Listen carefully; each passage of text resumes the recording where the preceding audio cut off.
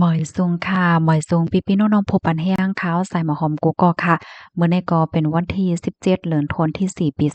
2025ในตอนรายการเฮาค่ะตอนนี้ที่ว่าเนาะพี่ๆน้องๆเฮาค่ะมาถ่อมด้วยข่าวเงาหลากๆหลายๆก้อยก็ว่าเป็นรองแต่เนี่ยค่ะหม่าวสาวห้างแฮ้นที่เฮ็ดปล่อยปังแขกก้อยก็ว่าเจ้าหม่าวนั้นหาหลายกว่าอันหลากหลายเหลือเศษนั้นๆแม่เจ้าสาวก็หาหลายกว่าป้าจ้อมเนี่ยค่ะเมื่อวันที่16เดือนธันวาคม4ปี2025ใน อยู่ที่ห้องการข่าวนอกเมืองค่ะเนาะก็เลยออกมาเปิ้นเผาลาดว่า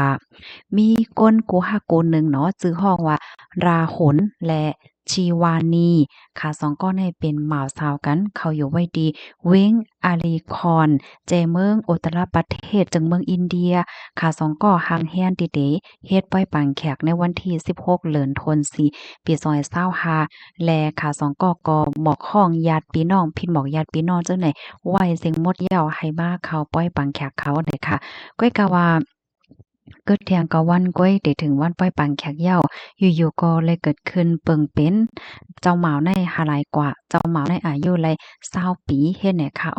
อันหลากหลายเหลือเสเปิ้นนั่นค่ะนะเจ้าหมาวอำไลหายกว่าก็เลียวค่ะ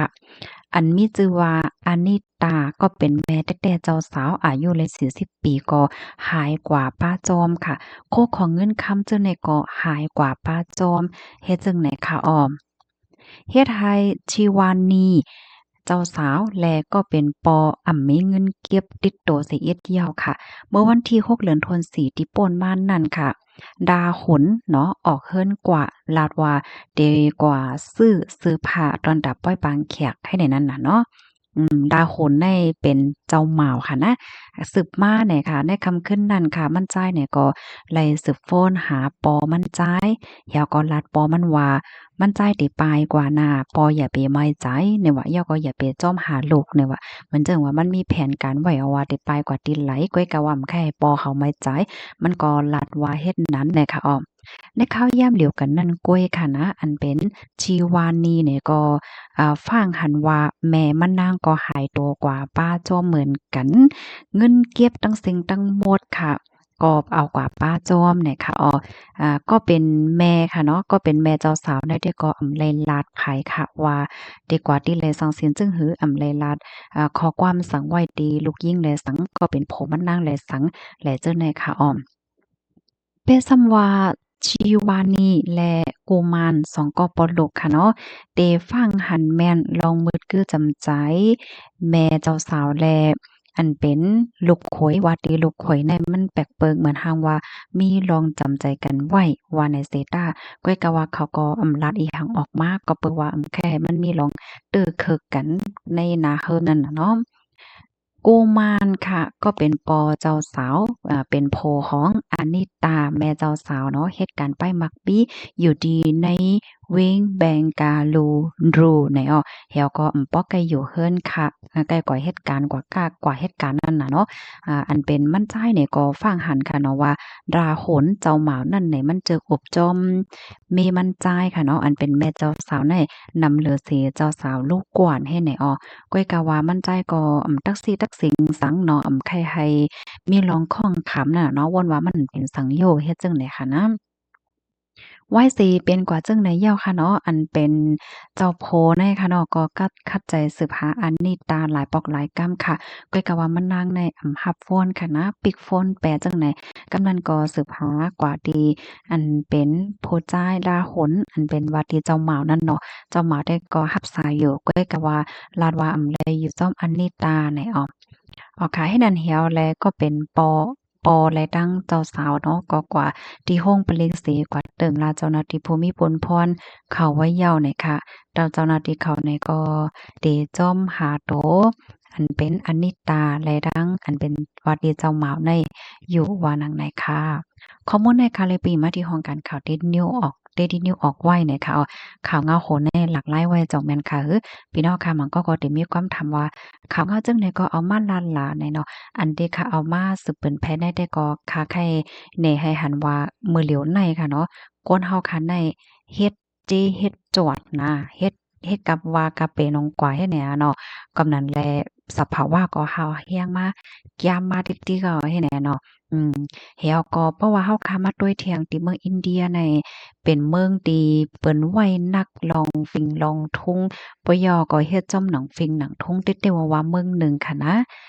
ก้อยกะว่าซ้ำเกิดขึ้นเปิงเป็นจังไหนก็ติเลยว่าหลากหลายไว้หนังเก่าในเนาะ อ๋อค่ะลูกดีข่าวง่าโหนในเหตุกำในมาถ่อมได้ข่าวโหนในอีกหนึ่งค่ะอ้ายเกี้ยวว่าพ้องปีใหม่ใน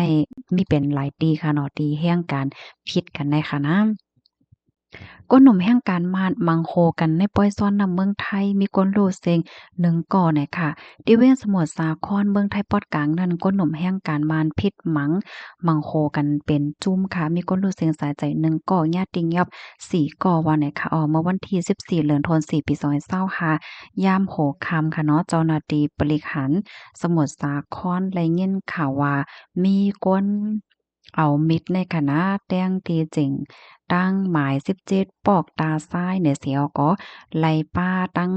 ก้าต่างก้นเป็นคึกคักจุ่มจอยเทียมและเจ้าหน้าที่เขากว่ากดแจดด้วยค่ะเพราะว่ากว่าย่อเนี่ยก็ไล่หันก้นหนุ่มก้นหนึ่งค่ะเนาะนอนหงายไว้อยู่ค่ะมีห้อยหมัดเจ็บ ยอนอมค่ะมีห้อยหมัดเจ็บดีหน้าอกแลตั้งหน้าท้องจื้อในค่ะเนาะเผื่อว่าเจ้าหน้าที่เขาก็ถึงก็จ้อยมันบ่เสียงใจกว่าเย้าเนี่ยค่ะก้นหิมห้อมนั้นลาดว่าก็อัญญานั้นชื่อห้องว่าเจยาเกียวอายุและ26ปีเหตุการณ์อยู่ในมหาชัยเมื่อนาในจุ่มเขาอันกันเล่นนำอยู่ดีปากด้างไม้15จังซ้ำมีก้นหนุ่มมานจุ่มหนึ่งเข้ามากำนั้นแลอ่อนกันฮดน้ำสาย เจยาเกี่ยวก็อันเซ็งกว่าได้ซ้ำเอามนต์กว่าต้าใส่นานางยิ่งก่อนหนึ่งก็เป็นจูมันนางอ่ำหั่นใจเสียหลาใส่แลพิษหม้อหมั่งโหกันปลายนั่นน่ะว่าป้าเมเทนั่นน่ะเนาะเฮ็ดลำเฮ็ดดีกันเจยาเกี่ยวก็เรียนปลายเมื่อมาถึงตีเจ๋งตั้ง17ซ้ำขี้เลือดเสียก็ล่มกว่าก็มาจ้อมหลังนั่นเนี่ยก็เอามีดเฮ็ดใส่เนาะละหลายกำปยอก็ขี่รถเครื่องเสียก็เรียนปลายกว่าหมดเนี่ยค่ะ เจ้าหน้าที่เขาผึดปดด้วยกองถ่ายCCTVเสียวก็จ้อมหาก้นหายค่ะเนาะกว่าติ้งยับแลเขาสีก็ในคืนนั้นกำเหลียวป้าตั้งเคิงป้าตั้งมิดว่าสองว่าเจ้าในแลโลดเคิงอันขีดสีเลียนปลายค่ะเจอเขาได้ก็เจอห้องว่าอ่องถ้วยอายุ22ปีนายอ่องอายุ30ปีก้องข้านเกี่ยวอายุ25ปีแลหน้าตีวินอายุ22ปีเนี่ยค่ะเจ้าหน้าที่หมับใหม่เอาตั้งพิษว่าโดยลองคมกัน เฮ็ดดีเปิ้นโฮมถึงที่ป้อรู้สึงสายใจเนี่ยค่ะในวันเดียวกันวันที่14นั้นก้วยหนังเก่าค่ะเนาะที่เว้งศรีราชาเจดอน